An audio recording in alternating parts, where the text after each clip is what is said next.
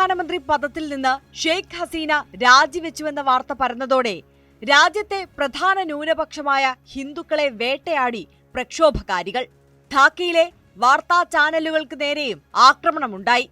ന്യൂനപക്ഷങ്ങൾക്കായി പ്രവർത്തിക്കുന്ന ചില സംഘടനകൾ സഹായം അഭ്യർത്ഥിച്ച് സോഷ്യൽ മീഡിയയിൽ കുറിപ്പുകൾ എഴുതുകയും ചെയ്തു. ബംഗ്ലാദേശിലെ ഖുൽന ഡിവിഷനിലെ മെഹർപൂരിൽ സ്ഥിതി ചെയ്യുന്ന ഇസ്കോൺ ക്ഷേത്രം പ്രക്ഷോഭകാരികൾ ആക്രമിക്കുകയും തീയിടുകയും ചെയ്തത് വാർത്തയായിരുന്നു.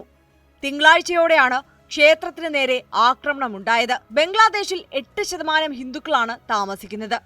നിലവിലെ സംവരണ വിരുദ്ധ വിദ്യാർത്ഥി പ്രക്ഷോഭം ഹിന്ദുക്കളുടെ നിലനിൽപ്പിനെ കൂടി ബാധിച്ചിരിക്കുകയാണ്. ഷെയ്ഖ് ഹസീനയുടെ കാലത്തും ആരാധനാലയങ്ങൾക്ക് നേരെ ആക്രമണവും ഭൂമിയിൽ നിന്നുള്ള നിർബന്ധിത കുടിയൊഴിപ്പിക്കലും ന്യൂനപക്ഷങ്ങൾക്ക് നേരെ ഉണ്ടായിട്ടുണ്ട്. എന്നാൽ അന്നൊക്കെ തീവ്ര നിലപാടുകളുള്ള ജമാഅത്തുകളെ നിയന്ത്രിക്കാൻ ഹസീനയ്ക്ക് കഴിഞ്ഞിരുന്നു. പ്രതിഷേധം കടുക്കുകയും ഹിന്ദു അവാമി ലീഗ് നേതാവ് ഹർദൻ റോയിയെയും അദ്ദേഹത്തിന്റെ അനന്തരവനെയും ആൾക്കൂട്ടം തല്ലിക്കൊല്ലുകയും ചെയ്തിരുന്നു. 13ഓളം ഹിന്ദുക്കളുടെ വീടുകളും 3 ക്ഷേത്രങ്ങളും പ്രക്ഷോഭകാരികൾ തീയിട്ട് നശിപ്പിച്ചെന്ന വാർത്തകൾ സോഷ്യൽ മീഡിയയിൽ പ്രചരിച്ചിരുന്നു. ടെലിഗ്രാം ചാനൽ വഴിയാണ് ഈ വാർത്ത പുറം ലോകത്തെത്തിയത്.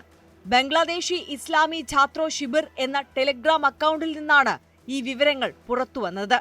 ഒരു ബംഗാളി ഹിന്ദു എന്ന നിലയിൽ ഈ ദൃശ്യങ്ങൾ തന്നിൽ മരവിപ്പുണ്ടാക്കുന്നുവെന്ന് പ്രധാനമന്ത്രിയുടെ സാമ്പത്തിക ഉപദേശക സമിതി അംഗമായ സഞ്ജീവ് സന്യാൽ പറഞ്ഞു. സോഷ്യൽ മീഡിയയിലെ അദ്ദേഹത്തിന്റെ കുറിപ്പ് വലിയ രീതിയിൽ ചർച്ചയാവുകയും ചെയ്തു. കൂടാതെ ബംഗ്ലാദേശിലെ കാളി ക്ഷേത്രങ്ങൾ ആക്രമിക്കപ്പെട്ടുവെന്നും 100 കണക്കിന് ഭക്തർ മറ്റിടങ്ങളിലേക്ക് അഭയം തേടിപ്പോയെന്നും വാർത്തകളും പുറത്തുവരുന്നുണ്ട്. ഈ സാഹചര്യം പെട്ടെന്നുണ്ടായതല്ലെന്ന് റിപ്പോർട്ടുകൾ വ്യക്തമാക്കുന്നു.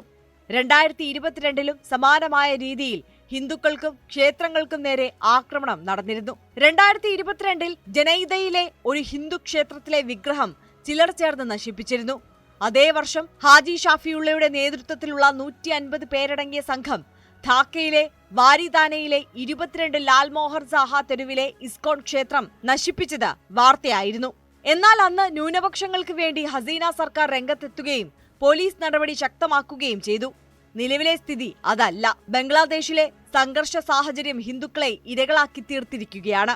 ഹിന്ദുക്കൾക്ക് നേരെയുള്ള ആക്രമണങ്ങളുടെയും മറ്റുള്ള വിവരങ്ങൾ എന്റെ ഫോണിലേക്ക് ഒഴുകിയെത്തുകയാണ്. ക്ഷേത്രങ്ങൾ വലിയ രീതിയിൽ നശിപ്പിക്കപ്പെടുന്നു. ധാക്കയിലെ അവാമി ലീഗിനെ പിന്തുണച്ച മുസ്ലിങ്ങളുടെ ജീവൻ വരെ അപകടത്തിലാണ്. വാഹനങ്ങൾ വ്യാപകമായി പരിശോധിക്കപ്പെടുന്നു. തന്നെ ഇന്ത്യയിലേക്ക് എത്തിക്കാൻ സഹായിക്കണമെന്നാവശ്യപ്പെട്ട് ഒരു മാധ്യമപ്രവർത്തകൻ കഴിഞ്ഞ ദിവസം എന്നെ ഫോണിൽ വിളിച്ചിരുന്നു. അദ്ദേഹം ഒരു മുസ്ലിമാണ്. അപ്പോൾ ഇവിടുത്തെ ഹിന്ദുക്കളുടെ സ്ഥിതി ഒന്ന് ആലോചിച്ചു നോക്കൂ, ദീപ് ഹാൽഡർ പറഞ്ഞു. ബീയിങ് ഹിന്ദു ഇൻ ബംഗ്ലാദേശ് എന്ന കൃതിയുടെ രചയിതാവാണ് ഇദ്ദേഹം. ഈ പുസ്തകം ബംഗ്ലാദേശിൽ വലിയ രീതിയിൽ കോളിളക്കം സൃഷ്ടിച്ചിരുന്നു. ബംഗ്ലാദേശിൽ ന്യൂനപക്ഷങ്ങൾ ആക്രമിക്കപ്പെടുന്നതിന്റെയും അവരുടെ വീടുകളും ക്ഷേത്രങ്ങളും നശിപ്പിക്കപ്പെടുന്നതിന്റെയും ദൃശ്യങ്ങൾ സോഷ്യൽ മീഡിയയിൽ വ്യാപകമായി പ്രചരിച്ചുകൊണ്ടിരിക്കുകയാണ്. ഈ പശ്ചാത്തലത്തിൽ ബംഗ്ലാദേശിലെ നിലവിലെ സ്ഥിതി വിലയിരുത്താൻ പ്രധാനമന്ത്രി നരേന്ദ്രമോദി ക്യാബിനറ്റ് യോഗം വിളിച്ചു ചേർത്തു. ഹിന്ദുക്കളുടെ സ്ഥിതിയെപ്പറ്റി പശ്ചിമ ബംഗാളിലെ BJP പ്രതിപക്ഷ നേതാവ് സുവേന്ദു അധികാരിയും മുന്നറിയിപ്പ് നൽകിയിട്ടുണ്ട്. ബംഗ്ലാദേശിൽ ന്യൂനപക്ഷമായ ഹിന്ദുക്കൾ ആക്രമിക്കപ്പെടുന്നു. രംഗ്പൂരിലെ കൗൺസിലർ കൊല്ലപ്പെട്ടു. സിറാജ്ഗഞ്ചിൽ 13 പോലീസുകാർ കൊല്ലപ്പെട്ടു. അതിൽ 9 പേരും ഹിന്ദുക്കളാണ്. എല്ലാവരും തയ്യാറായിരിക്കുക. ബംഗ്ലാദേശിലെ 1 കോടിയിലധികം ഹിന്ദുക്കൾ ബംഗാളിലേക്ക് അഭയം തേടിയെത്തും, സുവേന്ദു അധികാരി പറഞ്ഞു. ഇക്കാര്യം കേന്ദ്രത്തിന്റെ ശ്രദ്ധയിൽപ്പെടുത്തണമെന്ന് പശ്ചിമ ബംഗാൾ മുഖ്യമന്ത്രിയോടും ഗവർണർ ആനന്ദ ബോസിനോടും അദ്ദേഹം ആവശ്യപ്പെട്ടു.